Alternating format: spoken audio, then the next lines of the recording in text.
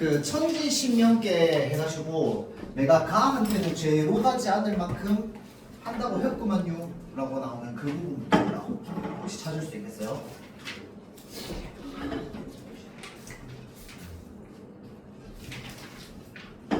천지신명을 두고 하는 말이지만 가한테는 내가 죄로 가지 않을 만큼 한다고 했다.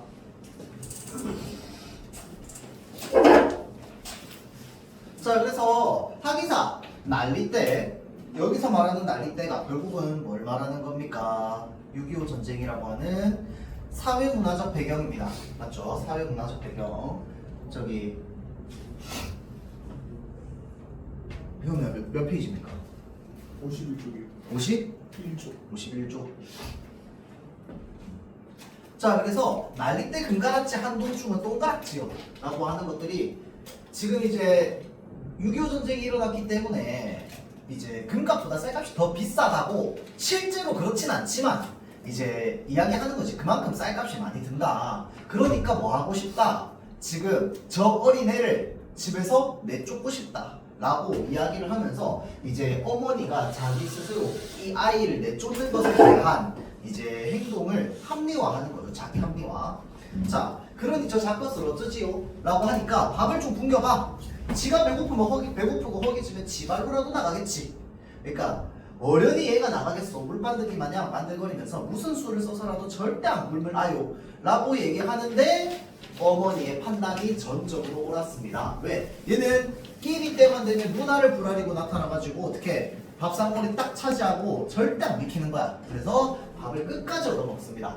자, 그러다가 그래서 요거 여러분들 문제로 좀 종종 나옵니다. 그러니까 그러고 있는 명선이의 모습을 우리 남매가 보니까 마음이 편하겠어, 불편하겠어? 불편하겠지. 맞죠? 그래서 차마 밥덩이를 목구멍으로 넘길 수 없었다라고 하는 게 좀 약간 마음이 불편해지는. 그러니까 어머니 얘를 내쫓고 싶어 하시고, 그리고 얘는 절대 안 내쫓기려고 그냥 붙들고 앉아있는 모습이 지금 우리 남매의 눈에도 보인 겁니다. 알겠죠?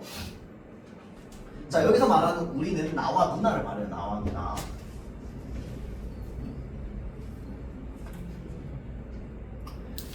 자, 갈수록 밥 얻어먹는 서름이 심해지자 하루는 명선이가 또 금반지 하나를 슬그머니 내밀어 봅니다. 먼저 펌프보다 더 굵어 보였네요.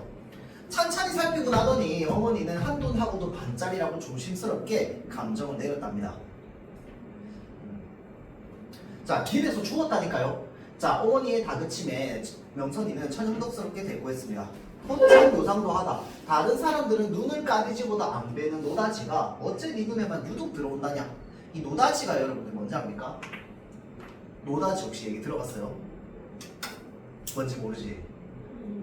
이 노다지가 이제 우리 지금으로 따지면 약간 무슨 뜻이냐면 귀한 거, 되게 귀한 거 이런 것들을 이제 노다지라고 하는데, 그때는 이제 주로 이제 금속, 이런 것들을 노다지라고 했어요. 노다지가 뭐 어원이 여러 개 있지만 예전에 이제 우리나라가 한참 이제 그 강제로 개방이 되었을 때 외국에서 막 들어와가지고 금광 들어가서 막 캐고 이랬단 말이야.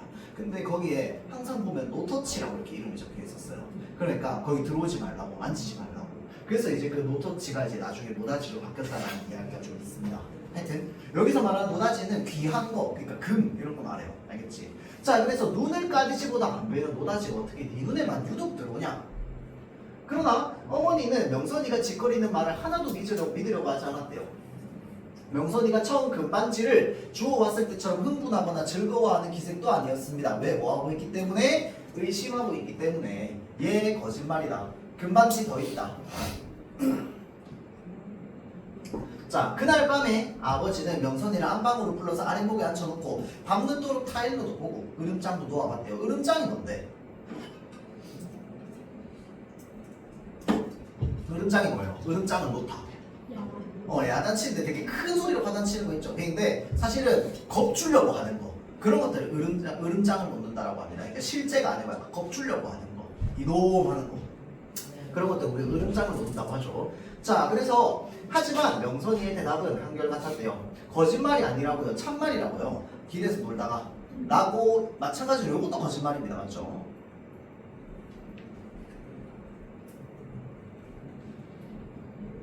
자, 그래서 너 이놈 바른대로 되지 못할까? 아버지의 호통 소리에 명선이를 비죽비죽 울기 시작했대요. 우는 명선이를 또 부드러운 말로 회유하기 위해서입니다. 회유하는 게 이제 다른 말로 하면 말로 꼬드기는 겁니다. 맞죠? 꼬드기는 거. 자, 그래서 말은 안 했어도 너를 친자식 진배 없이 생각해왔다라고 하는데 이게 진짜야? 아니지. 거짓이죠. 그래서 이 아버지의 탐욕스러운 모습들이 좀 드러납니다. 탐욕적이에요. 원하는 것을 얻기 위해서 거짓말을 하는 모습이죠. 그래서 아버지의 굉장히 이중적인 모습이 드러납니다.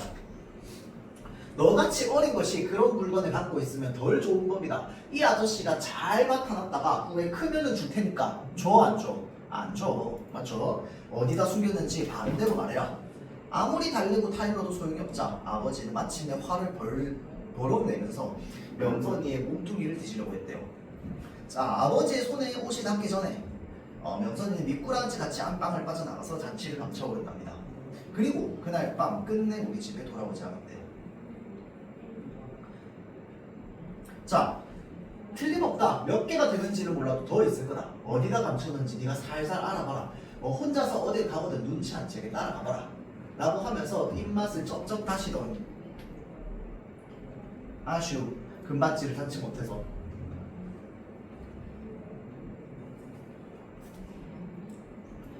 그러니까 옆에서 어머니가 거듭니다. 옷 속에 누볐는지도 모른다 라고 하면서 자, 어머니가 옆에서 거들었대요. 어머니 역시 아버지 못지않게 아쉬운 표정이었답니다. 자, 요거 좀 중요합니다. 아버지의 이마에서는 땀방울이 찌걱찌걱 배어 나오고 있었다. 그러니까 자, 생각해보세요 여러분들. 땀방울이 그냥 흐른다고 하면 되지 찌걱찌걱 배어 나온다라고 얘기하는 이유가 뭘까요? 이 아버지의 모습을 어떻게 표현하기 위해서? 부정적으로 표현하기 위해서입니다. 자, 그래서 땀방울이 찌걱찌걱 배어 나온다라는 것 자체가 지금 뭘 드러내냐면 아버지의 탐욕적인 모습을 드러내는 거야.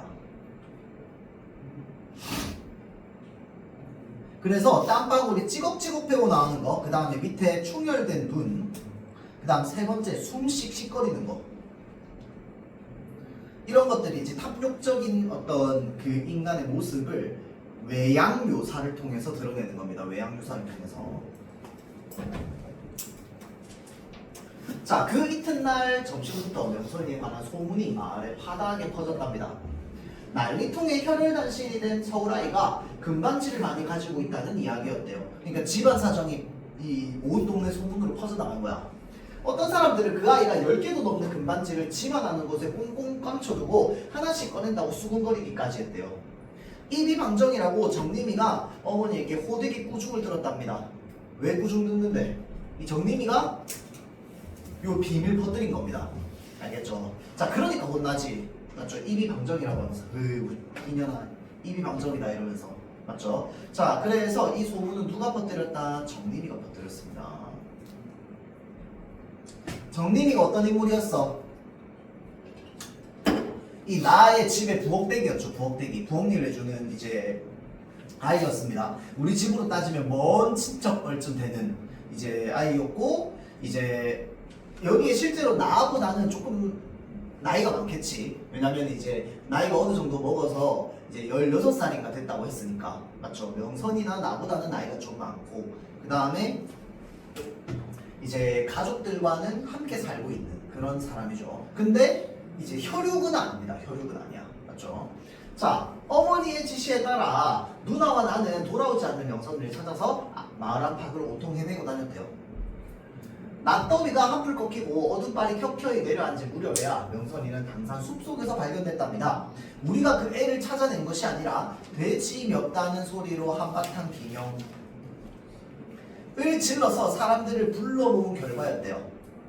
이 나무 저 나무 올라다니는 매미처럼 당산 숲속을 팔무로 싣고 다니며 거듭거듭 내지르는 비명소리를 듣고서 맨 처음 달려간 사람들 중에 아버지도 끼어 있었답니다.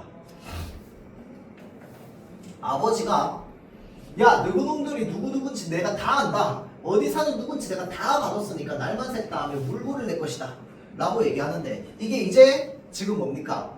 이 아버지가 마을 사람들한테 얘기하는 겁니다. 명선이한테 털끝 하나 손대지 마라 라고 얘기를 하는 거죠. 자, 그런데 이게 겉으로는 뭐야, 명선이를 지켜주는 것 같은 말이야. 말 메시지 자체는 그래요. 그런데 실제 의도는 그게 맞나요? 그게 아니죠. 금반지를 독차지하기 위해서 그렇게 얘기를 하는 거죠.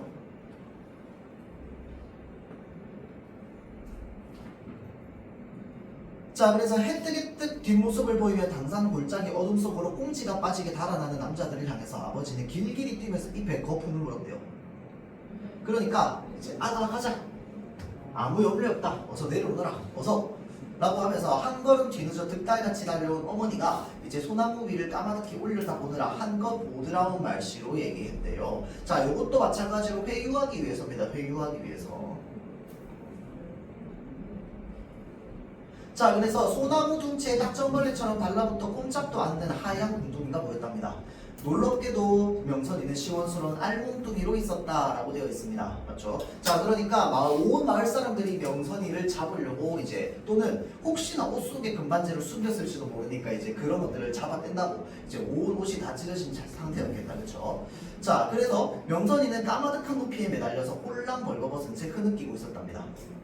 자, 아무리 내려오라고 타일러도 반응이 없자 아버지가 팔소매를 걷어을 올려붙이고 이제 올라가서 위험을 무릅쓰고 고개라도 하듯이 애를 등에 업고 내려왔대요.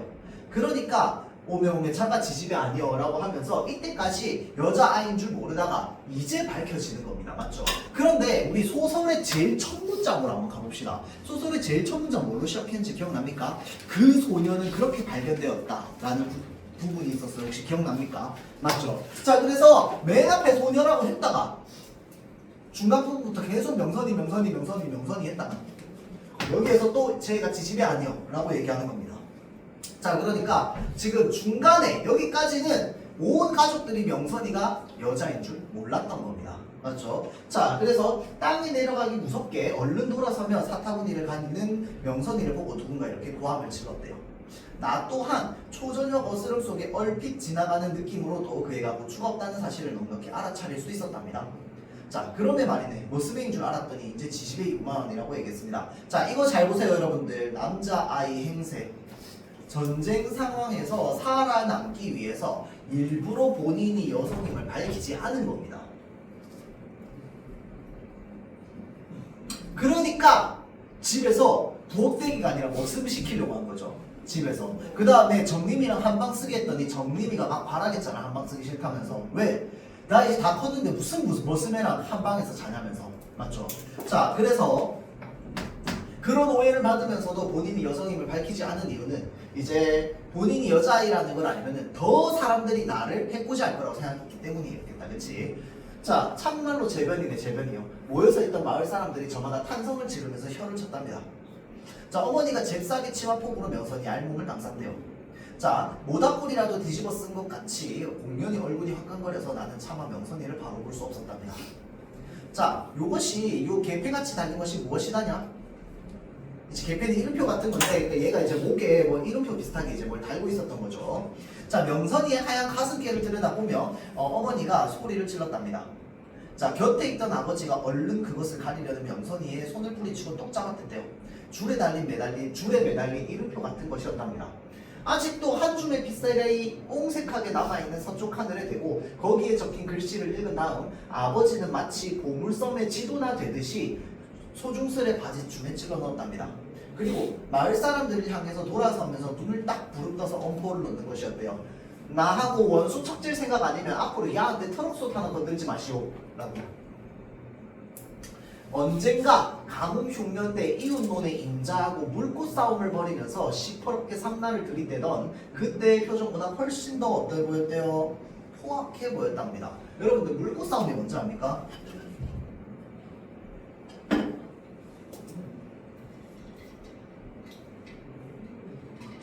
자, 강이 이렇게 흐릅니다, 여러분들. 강이 이렇게 흐르는데 여러분들 예를 들어서 우리 집 논이 여기야.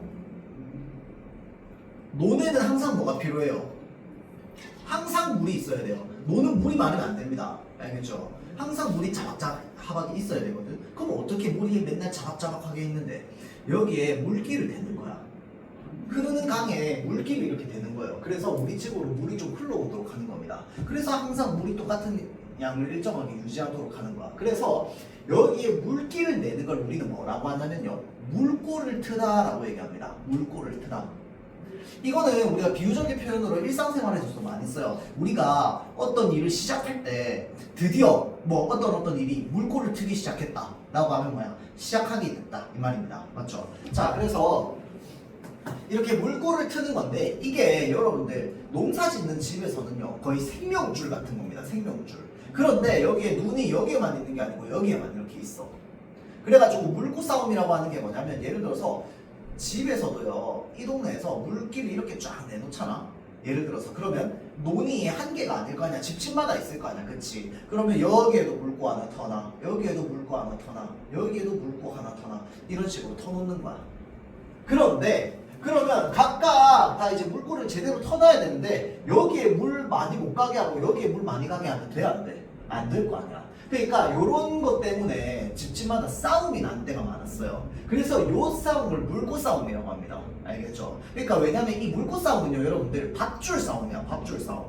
그러니까 아버지는 어떨 수밖에 없어. 물꼬 싸움할 때 포악할 수밖에 없단 말이야. 그런데 명선이를 차지하려고 할 때, 명선이에 대한 소유권을 얘기할 때 이 우리 먹고 사는 문제로 싸우는 물꼬 싸움보다 더 포악해 보였다는 거야. 아버지의 모습이. 알겠죠?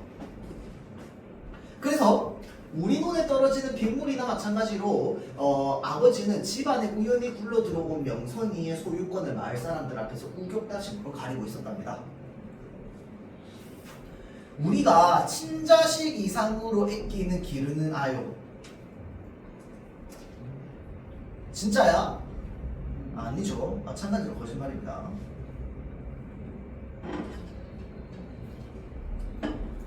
만에 하나라도, 만에 일이라도 야한테 해꾸지 않으려 하면은 악마가 무섭다는 걸 맹심하시오 라고 얘기하죠.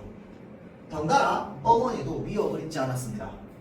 명선이가 입은 손해는 바로 우리 집안의 손해나 마찬가지라는 주장이었대요. 물론 어머니는 명선이 때문에 생기는 이익이 곧바로 우리 이익이라는 말도 입 밖에 내비치지 않았답니다. 사람들을 따돌리고 집안에 들어서자마자 어머니는 더 이상 참지를 못하고 아버지에게 다그쳤대요. 참. 그래서 친자식 이상으로부터 밖에 비치지도 않았다까지. 지금 명선이 이익 때문에 명선이를 데려오면서도 손해만 언급하고 있는 어머니의 어떤 모습, 위선적인 모습이 드러나는 겁니다. 위선.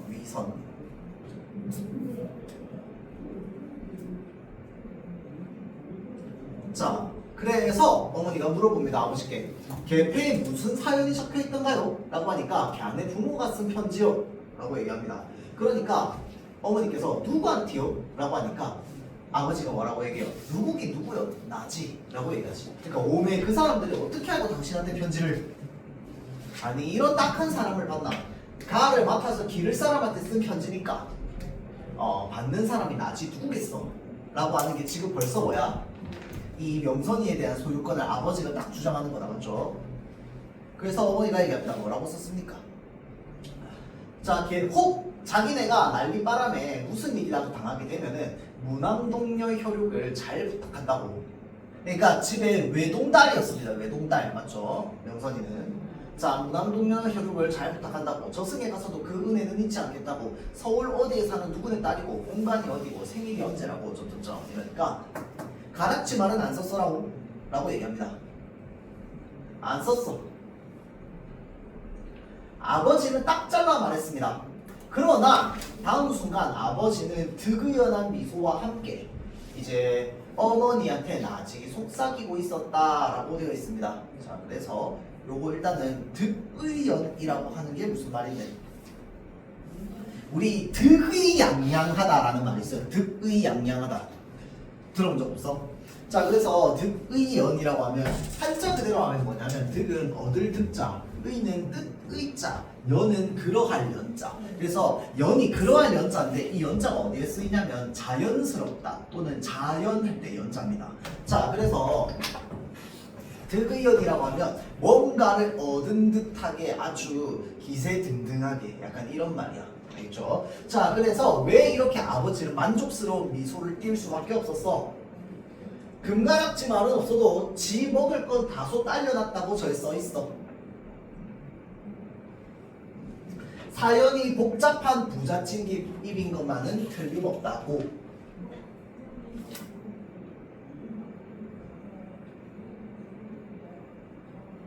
자, 그래서 득의연한 이유는 결국 금반지 때문이겠다. 그렇죠? 금반지를 가지고 있다는 확신 또는 금반지를 차지할 수 있다는 생각 뭐 등등등 다. 자, 그래서 나한테 이제 명선이를 달아나지 못하게 감시하는 새로운 임무가 나한테 주어졌답니다. 우리 식구는 모두 상전을 모시듯이 명선이에게 한결같이 친절했대요. 이중적인 태도 맞죠? 교활하고 탐욕적이고 기회주의적인. 자, 동네 사람 어느 누구도 감히 넘볼 마음을 못 먹도록 뚝심 좋은 아버지는 그 애 주위에 이중 삼중으로 보호의 울타리를 쳐놓고 언제나 안심하지 못했대요. 나는 그 애의 그림자 노릇을 착실히 했답니다. 그러나 금반지를 어디다 감춰뒀는지 그것만은 차마 묻지를 못했대요. 자, 그러니까 이제 나는 어때? 어른들처럼 이기적이거나 영악하지 않은 겁니다. 그러니까 탐욕적이지 않은 거야. 맞죠? 그러니까 명선이를 그냥 명선이로 대해줄 수 있는 거죠. 자, 그래서 여기 표시하면 시간이 흐를수록 그 애는 내 사투리를 닮아가고 나는 반대로 그 애의 서울말을 어색하게 흉내내기 시작했대요. 이제 서로 어울리는 모습입니다. 어울리는 모습. 자, 그래서 타고난 본래의 여자 모양을 찾은 후에도 명선이는 갈 데 없는 머슴이었대요. 하는 짓거리마다 시골 아이들 뺨치는 개구쟁이였고 투박이의 텃세를 개집하라는 이유로 쉽사리 물리칠 수 있게 되면서부터 온갖 망나니 짓이에 오히려 우리의 앞장을 서곤 했답니다. 자, 그래서 이 부분이 바로 뭐냐면 어린아이다운 모습이야. 자, 그러면 명선이가 어린아이다운 모습을 보여줄 수 있는 이유가 무엇이었습니까? 자신에게 오는 이 위협이 줄어들었기 때문입니다. 그러니까 안전하다고 생각을 하는 거죠.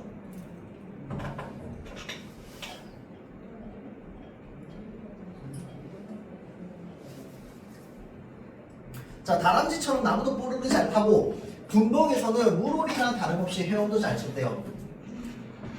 자, 수놓 날개에 노랗게 호박가루를 칠해서 암놈으로 위장하여 말 잠자리를 우리보다 숨쉽게 낚는가 하면, 자, 남의 집 울타리에 달린 호박에 말뚝도 받고 여름밤에 개똥벌레를 여러 마리 종이봉지 안에 가두어서 어른이 담배불 흔드는 신용도 하면서 다가와 술래를 따돌리는 이제 재간도 부릴 줄 알았답니다. 인공치아라고 하는 건 지금 북한군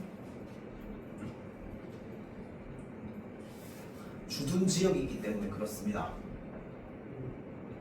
예, 여러분들 북한군 주둔이 무슨 말인지 알죠? 그러니까 우리가 6.25 전쟁을 하면서 계속 국경선이 왔다 갔다 했단 말이야. 그러니까 지금 이 주인공네 동네는 이 북한군이 점령하고 있는 지역이었던 거야. 그래서 인공치아에서는 학교가 쉬는 동안을 우리는 마냥 기드득거리며 떼뭉쳐 어울려 다녔대요. 자, 심심할 때마다 명선이는 나를 끌고 허리가 끊어진 만경강 다리로 놀러가곤 했습니다. 자, 그래서 만경강 다리, 그러니까 허리가 끊어진 만경강 다리는 여기 밑에 나와있지만 전쟁의 비참함을 상징하는 겁니다. 전쟁의 참혹함. 왜? 전쟁이 폭격으로 끊어진 거니까. 그렇죠? 계집답지 않게 배짱도 여간이 아니어서 그 애는 아무도 흉내낼 수 없는 위험천만한 고개를 부서진 다리 위에서 예사로 버려서 우리의 입을 딱 벌어지게 하는 것이었대요. 자, 누가 제일 멀리 갔는지 시합하는 거다. 폭격으로 망가진 그대로 기나긴 다리는 방치되어 있었답니다.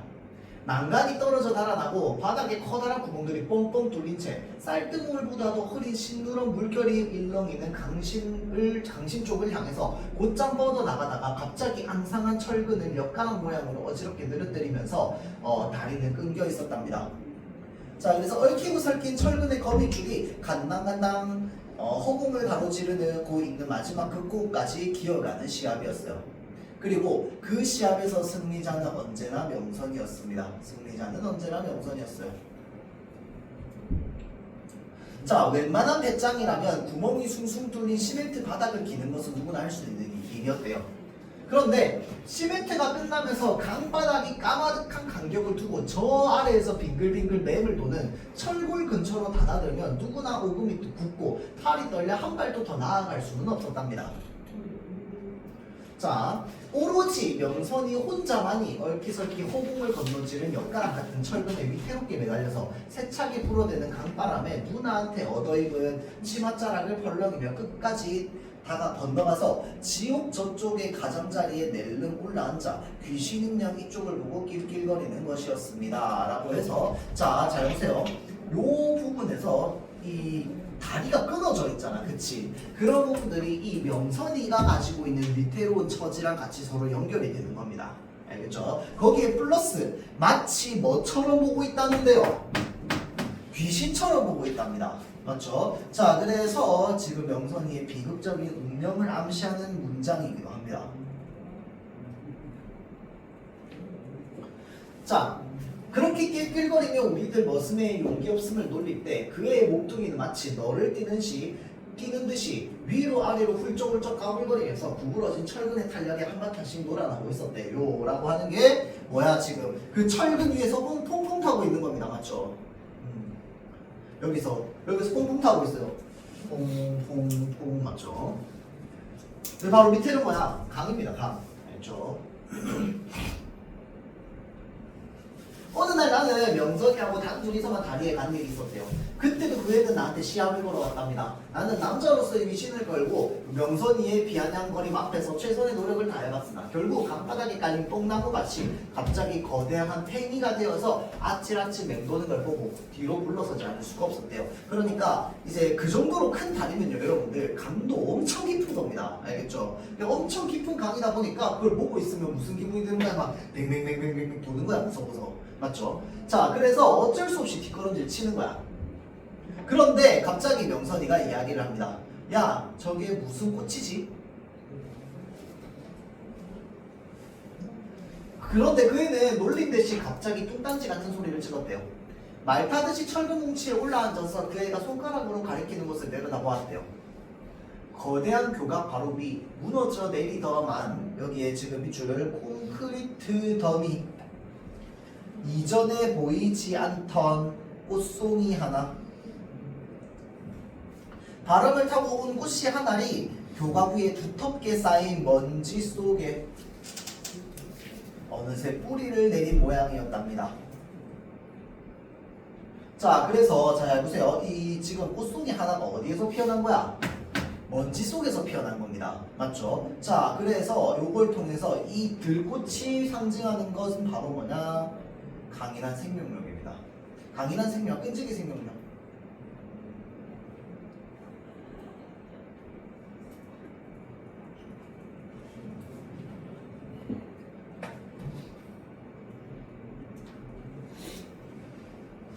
그래서 너 이 꽃 이름이 뭔지 아니? 난생 처음 보는 듯한 해바라기를 축소해 놓은 모양의 동전만한 들꽃이었대요. 쥐바라 숲꽃. 나는 간신히 대답했답니다. 시골에서 볼 수 있는 거라면 명선이는 내가 뭐든지 알고 있다고 믿는 눈치였대요. 쥐바라숭이란 이 세상에 없는 꽃이 이름이었습니다. 그냥 지어낸 거예요.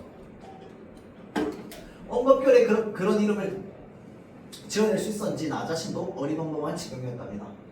그래서 쥐바라숭꽃 이름처럼 정말 예쁜 꽃이구나. 참 앙증맞게도 생겼다.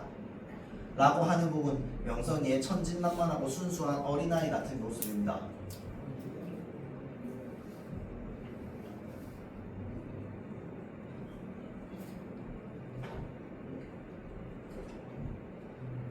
또 한바탕 위험한 고개 끝에 그 애는 귀엽고 쥐바라숭꽃을 꺾어 올려 손으로 냄새를 맡아보다가 손바닥 사이에 넣어서 대궁을 비벼서 양산처럼 핑글핑글 돌리다가 끝내는 어디에 꽂았느냐? 머리에 꽂았습니다. 머리에. 그래서 멋진 더미에 있는 꽃을 꺾어가지고 이렇게 빙글빙글 돌리다가 머리에 꽂았습니다. 다시 이쪽으로 건너오려는데 이때 바람이 휙 불었어요. 명선이의 치맛자락이 훌렁 들리면서 머리에서 꽃이 떨어졌답니다. 나는 해바라기 모양의 그 작고 노란 쥐바라 숲꽃 한 송이가 바람에 날려 신누런 흙탕물이 도도히 흐르는 강심을 향해 바람개비처럼 맴돌며 떨어져 내리는 모양을 아찔한 현기증으로 지켜보고 있었대요. 자, 그래서 요거 명선이가 강물에 떨어져 죽을 것임을 암시하는 복선입니다. 복선. 왜 그러냐면 아까 먼지더미에 피어난 들꽃, 그리고 명선이가 저 들꽃 뭐야? 그러고는 참 예쁘다. 그리고 자기 귀에 꽂는 것 자체가 뭐냐면 이 명선이랑 들꽃이 동일시되는 겁니다. 알겠죠? 자, 그래서 바람이 휙 불면서 지금 들꽃이 저기 강물 아래로 떨어졌단 말이야, 맞지? 그래서 나중에 이제 여러분들 그 명선이가 비행기 지나갈 때 떨어지잖아. 떨어질 때 거기 그때 이제 문장으로 뭐라고 적혀 있는 거야? 내가 본 것은 빠른 속도로 멀어져가는 쥐바라 숲꽃이었다 라는 문장이잖아. 맞죠? 그렇게 연결이 되는 겁니다. 그러면 뭐 때문에 연결하는데? 아까 필기했죠? 우리가 이 들꽃을 보면서 어떤 이미지를 떠올린다고? 끈질긴 생명력의 이미지를 떠올린다고. 왜 그런데? 얘가 흙에서 자란 것도 아니고 어디서 자란 거야 지금? 먼지더미에서 자란 거잖아. 맞지? 그런 모습이 마치 뭐 같은 거야? 전쟁 속에 살아남으려고 하는 명선이의 모습 같은 거야. 알겠죠? 자, 그래서 우리가 명선이한테서 순순히 얻어낸 금반지는 두 번째 것으로 마지막이었답니다. 아버지와 어머니가 온갖 지혜를 짜내어서 백방으로 숨겨둔 장소를 알아내려 안간힘을 다해보았지만 금반지 근처에만 얘기가 닿아도 명선이는 그 입을 굳게 다문 채 침묵 속에 돌이 질러 완강히 버티고 했대요. 자, 그러니까 끝까지 명선이도 자신을 지키기 위해서 얘기를 안 합니다. 자, 그러다가 날이 가고 달이 갔대요. 어느덧 초가을로 접어드는 날씨였답니다. 남쪽에서 쳐올라오는 국방군에 밀려서 인민군이 북쪽으로 쫓겨나기 시작한다는 소문이 들렸대요. 생각보다 전쟁이 일찍 끝나 남쪽으로 피난 갔던 명성내 숙부가 어느 날 마을에 불쑥 나타날 경우를 생각하면서 어머니는 여기에 딱할 정도로 조바심을 치기 시작했대요. 자, 이것도 사실은 굉장히 탐욕적인 모습입니다. 왜 그러냐면 사실은 우리 민족 입장에서는 빨리 전쟁이 끝났으면 좋겠다고 생각하는 거잖아. 그런데 어머니는 전쟁이 빨리 끝났으면 좋겠다고 생각해요? 안 하는 거야. 왜? 전쟁이 빨리 끝나면 명선이가 다시 서울로 돌아가야 될지도 모르잖아. 맞죠? 그러니까 어머니가 조바심을 치기 시작한 겁니다. 혹시나 삼촌이 이게 데리러 오면 어떡해? 라고 걱정하는 거지. 근데 사실은 삼촌이 데리러 올 일이 있어 없어? 없어. 왜? 명선이가 삼촌한테 도망친 거야. 맞죠? 자, 그러나 사실은 내가 그래서 어머니한테 스스로 도망쳤다는 사실을 얘기해서 알고는 있어요. 근데 그럼에도 불구하고 계속 불안해하고 있는 겁니다. 어떻게든 명선이 입을 열게 해가지고 금반지 하나를 더 얻어야 되기 때문에. 알겠죠? 자, 그래서 그날도 나는 명선이와 함께 부서진 다리에 가서 놀고 있었답니다. 그 위험천만한 고개 장난을 명선이는 한참 즐기는 중이었대요. 콘크리트 부위를 벗어나 그 애가 앙상한 철근을 타고 거미줄의 지옥의 가장길로 향해 조마조마 건너갈 때였대요. 이때 우리들 머리 위에 하늘을 두 쪽으로 가르는 굉장한 폭음이 귓뺨을 갈기는 기세로 갑자기 울렸답니다. 이 폭음은 비행기의 폭음이다. 그렇죠? 푸른 하늘을 질러 하얗게 호주기 편대가 지나가고 있었대요. 호주기는 이제 전투기예요. 전투기. 그러니까 이것도 이제 마찬가지로 시대적 배경을 좀 떠올릴 수 있죠. 우리 지금 멀쩡한 하늘에 전투기 안 날아다니잖아. 맞죠? 자, 그래서 비행기가 아주 낮게 지나가고 있는 거야. 그러면 소리가 엄청 크겠지. 맞죠? 자, 그래서 이 비행기의 폭음에 가려서 철근 사이에서 울리는 비명을 거의 듣지 못했습니다. 자, 그러면 이 비명 소리는 누구의 비명 소리야? 명선이의 비명 소리다. 그쵸? 다른 것은 도무지 무서워할 줄 모르면서 유독 비행기만은 병적으로 겁을 내는. 왜 비행기만은 병적으로 겁을 냅니까? 어머니 아버지가 뭐에 죽었기 때문에, 이 비행기에서 떨어진 폭격 때문에 죽였기 때문에.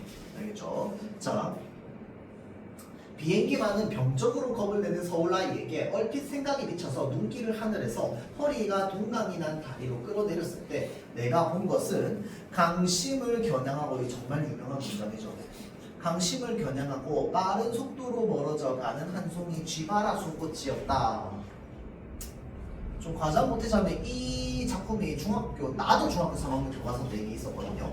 근데 나도 중학교 3학년 때 이 문장을 읽었던 게 사실은 어른이 돼서 지금까지 기억이 나요. 그러니까 그게 뭐냐면은 계속 뭔가 이 들꽃과 명선이가 마치 같은 것처럼 이렇게 막 연결이 되잖아. 그치? 그러다가 이 사실은 어린아이의 시선으로 보고 있는 소설이잖아. 맞죠? 그런데 이 다리에서 떨어지는 명선이를 보면서 명선이가 저기서 비명을 지르면서 떨어지고 있었다 라고 얘기하지 않고 뭐라고 얘기하는 거야 지금?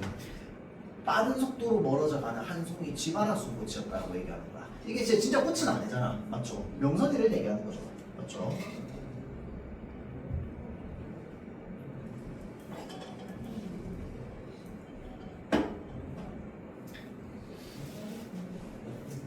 자, 명선이가 들꽃이 되어 사라진 후 어느 날 한적한 오후에 나는 그때까지 한 번도 성공한 적이 없는 모험을 혼자서 시도해보았답니다. 겁쟁이라고 비웃는 사람이 아무도 없으니까 의외로 용기가 나고 마음이 차갑게 가라앉는 것이었어요. 자, 나는 눈에 띄는 그 즉시 거대한 팽이로 둔갑해버리는 까마득한 강바닥을 보지 않으려고 생땀을 흘렸답니다.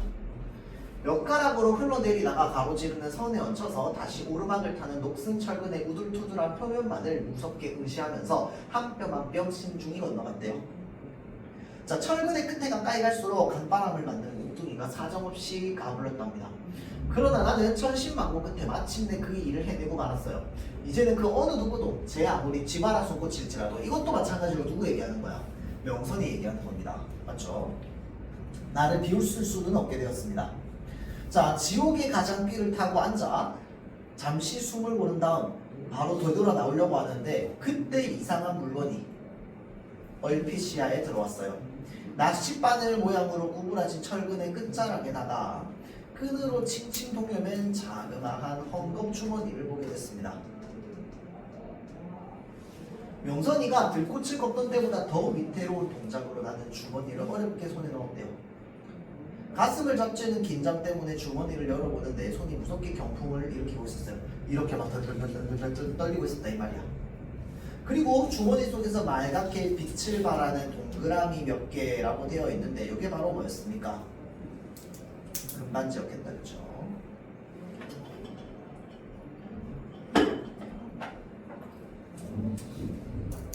을 송두리째 어떻게 해버리고 말았다? 강물에 떨어뜨리고 말았다 라고 하면서 소설이 끝나는 거다, 그쵸? 자, 그래서 몇 가지 필기를 좀 하면요, 빅하네.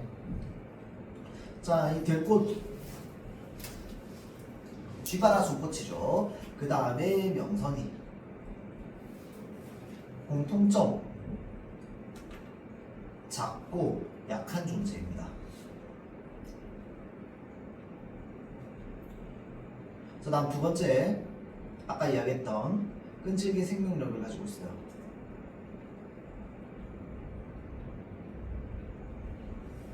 세 번째, 다리에서 떨어집니다. 세 가지 공통점이 있다, 그렇죠? 명선이의 죽음의 원인,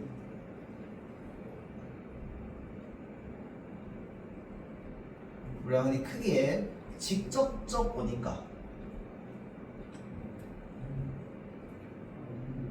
근본적 원인으로 나눕니다. 그래서 직접적 원인은 뭔데? 비행기의 폭음이죠.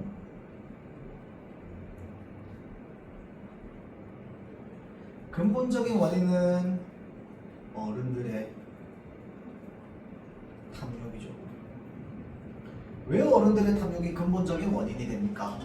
어른들이 명선이에게 금반지를 뺏으려고 옷을 다 벗기고 삼촌은 뭐 하려고 했어? 틈만 나면 죽이려고 했죠. 자, 그러니까 누구의 손에도 닿지 않는 곳에 금반지를 숨길 수밖에 없었습니다. 그곳이 바로 어디였습니까? 끊어진 망경한 다리의 철근의 끝자락이었습니다. 맞죠? 자, 그래서 이 어른들의 탐욕이 명선이의 죽음에 이르도록 했다. 명선이가 맨날 거기서 퐁퐁 타면서 노는 이유가 뭐였다? 거기에 금반지가 안전하게 잘 있는지 확인하기 위해서 거기 가서 노는 거였습니다. 맞죠? 자, 다음 두 번째는 전쟁의 참혹함입니다.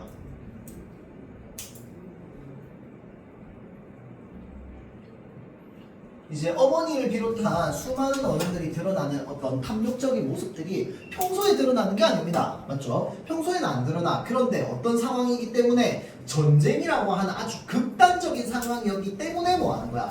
드러나는 겁니다. 비로소 드러나는 거잖아. 맞죠? 자, 그래서 전쟁의 참혹함 역시 근본적인 원인이라고 볼 수 있습니다. 그렇죠?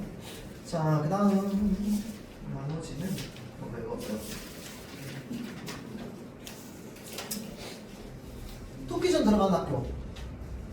사실 들어가고 나머지 안 들어가고요. 오케이. 토끼전은 멘토 때 따로 이제 보도록 하고요. 잠깐 쉬었다가 우리 저기 문장 성분 오늘 하고 마무리를 딱 하면 될 것 같아요. 그렇죠? 잠깐 쉬었다 봅시다.